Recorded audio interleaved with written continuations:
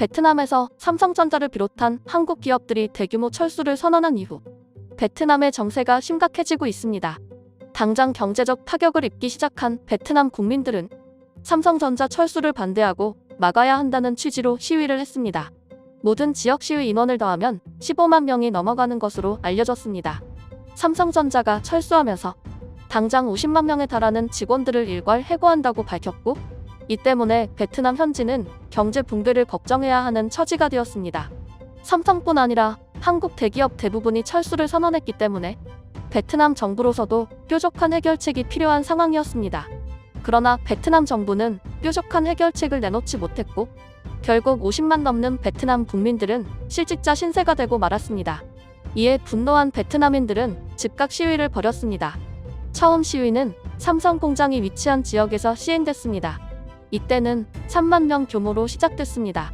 시작 당시 시위 취지는 삼성이 베트남을 경제적 식민지로 삼았다는 내용이었습니다. 삼성이 이득을 취한 뒤 베트남이 필요 없어짐에 따라 베트남을 버린 것이라는 것이었습니다. 두 번째 시위는 직원들의 거주 지역으로까지 확장됐습니다. 이때는 4만 명 규모로 키워졌고, 이때도 삼성전자를 향한 불만 표출이 대표적이었습니다. 그러나 지금은 15만 명 규모, 시위 대상은 삼성전자가 아니라 베트남 정부가 된 상황입니다. 삼성에 이어 CJ 등 한국 대기업들이 대규모로 철수를 선언하면서 진짜 문제는 베트남 정부에 있다는 것입니다. 베트남 시민단체들은 성명을 통해 베트남 정부를 규탄했습니다. 정부의 무능한 외교와 경제정책으로 우리를 위해 남아주었던 한국 기업들마저 대규모 철수를 선언한 상황이다. 판민진 총리는 책임지고 철수해야 한다고 밝혔습니다. 삼성전자를 규탄하던 시위가 이제는 베트남 정부 규탄, 그리고 총리 탄핵 시위로 번졌다는 것입니다. 전문가들은 아이러니한 상황이라고 입을 모았습니다. 한 정치 전문가는 베트남은 공산국가인데 민주주의 국가인 한국의 대통령 탄핵 사례를 오마주로 하여 탄핵 시위를 하고 있는 희한한 상황이라고 분석했습니다. 또 다른 전문가는 베트남인들은 뻔뻔하기 그지없다고 비판했습니다. 그는 베트남은 코로나 사태 이후 혐한 분위기로 한국의 경제 활동을 위축시켰다. 이로 인한 우리 기업들의 손해가 막심한 상황이었고, 우리 기업들은 더 이상 손해를 볼 수는 없다고 판단하여 철수를 결심한 것이라고 말했습니다. 또 분위기에 휩쓸려서 한국을 외면하더니 이제 와서 한국을 붙잡으려 하는 모습을 보고 비판하지 않는 전문가들은 없을 것이다. 베트남의 뻔뻔한 모습 때문에 다른 국가들도 베트남을 위험 지역으로 분류하고 투자를 꺼리고 있는 상태라고 전했습니다. 베트남 정부의 잘못도 없는 건 아닙니다. 베트남 국민들이 근거 없는 혐한 분위기로 휩쓸리고 있을 때 오히려 방관하고 있었기 때문입니다. 비슷한 시기에 일본 기시다 총리와 회담을 진행하면서 한국이 없어도 일본이 있다는 식의 정치 외교를 펼쳐갔습니다. 그러나 일본의 회담은 보여주기식에 불과했습니다. 베트남과 경제적 지원을 약속했지만 일본으로 귀국한 뒤 철회하면서 베트남의 전성기는 다시 찾아오지 못했습니다. 일본 경제 전문가들은 베트남을 경제 식민지로 만들려는 것뿐이라는 분석을 내놓기도 했습니다.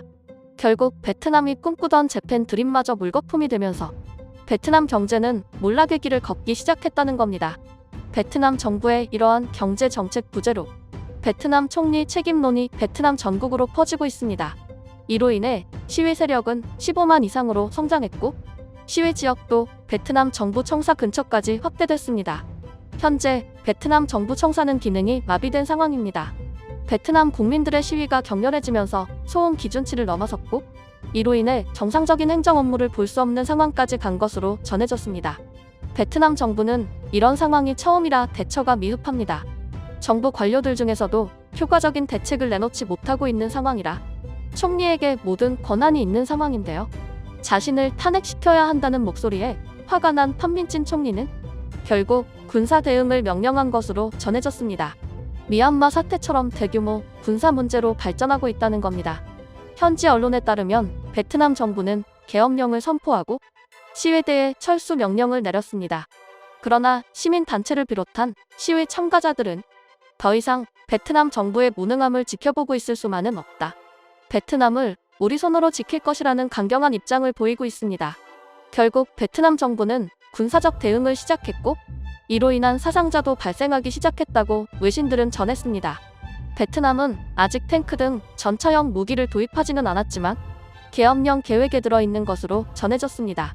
현재는 군인들이 손으로 들고 있는 무기까지만 도입했고 단계적으로 대응 단계를 올리는 것으로 알려졌습니다. 정치 전문가들은 현재 미얀마뿐만 아니라 베트남을 중심으로 동남아 정세가 불안정해지고 있다며 베트남의 상황이 심각하다고 지적했습니다. 삼성을 비롯한 한국 기업들이 철수를 계획하면서부터 베트남 외의 동남아 국가들은 계속해서 한국 기업들과 접촉을 시도했습니다.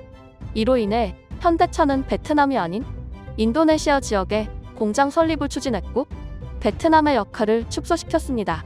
삼성전자도 스마트폰 생산 거점을 베트남이 아닌 태국 등 다른 동남아 지역으로 점쳐두고 있고 공장 이전을 추진 중입니다. 베트남 국민들은 이러한 점들도 분노의 원인이라고 전문가들은 분석했습니다. 동남아 국가들은 압도적인 일위가 없습니다. 서로가 경쟁자이자 견제 대상이기 때문에 뺏고 뺏기는 사례가 많아질수록 증오와 혐오로 번진다는 것입니다. 실제로 태국과 인도네시아 등 주변국들이 한국 기업과의 협력을 이어가자 베트남 국민들은 초조해하기 시작했습니다. 한국 기업이 있어야 경제 활동이 가능하고 경제 활동이 있어야 관광과 문화 사업도 발전시켜 나갈 수 있기 때문입니다. 삼성 등 국내 기업의 철수가 확정된 이후로 베트남의 한국인 관광객들이 60% 이상 감소한 것으로 전해졌습니다. 코로나 사태 때 시작된 혐한 분위기에 우리 기업 철수 이슈까지 겹치면서 한국인들의 베트남 거리 두기가 더욱 심화된 것입니다. 따지고 보면 베트남 정부의 잘못도 있지만 베트남 국민들의 이중성도 이번 사태에 큰 영향을 끼쳤습니다. 베트남은 한국 기업들이 주도해준 덕에 경제 성장을 이뤄낼 수 있었습니다. 실제로 한국 기업들의 투자와 공장 설립 등의 이슈가 있을 때마다 베트남의 경제 지표는 성장 그래프를 그렸습니다. 동남아 국가에서는 유일하게 경제 독립이 가능한 나라로 선정되는 일도 있었습니다. 코로나 사태는 분명 중국으로부터 시작된 것인데 한국을 코로나국이라 부르면서 한국을 조롱하는가 하면 한국 제품 불매운동, 한국인 관광객 금지 선언 등 한국을 외면했습니다. 이렇게 강경하게 한국을 외면할 때는 언제고 이제 와서 한국을 붙잡기 위해 노력한다는 겁니다. 베트남 정부는 여전히 그럴 필요 없다는 입장이라서 베트남 국민들과 충돌이 시작되고 있는 상황입니다. 베트남 정부는 독자적인 경제 활동을 해본 적이 없기 때문에 한국이 떠나고 일본까지 뒤통수를 친 상황이라 남은 건 중국뿐입니다. 그러나 경제 전문가들은 베트남은 중국을 절대 선택할 수 없다.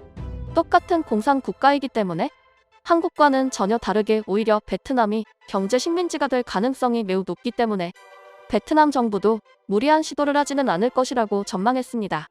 베트남 국민들은 자신들의 무지한 국민성 때문에 모든 걸 잃고 있다는 사실을 아직도 눈치를 못 채고 있는 상황이라 그들의 몰락은 계속될 것으로 보입니다. 협력과 상생이라는 단어가 그들 나라에는 없는 걸까요? 지금 한국을 잡으려고 하지만 이미 늦었다는 걸 알았으면 합니다. 베트남 정부와 베트남 국민들 모두 현명하지 못한 상황. 그들은 언제쯤 정신 차릴 수 있을까요? 오늘 소식은 여기까지입니다. 구독과 좋아요를 꼭 눌러주세요. 큰 원동력이 됩니다. 감사합니다.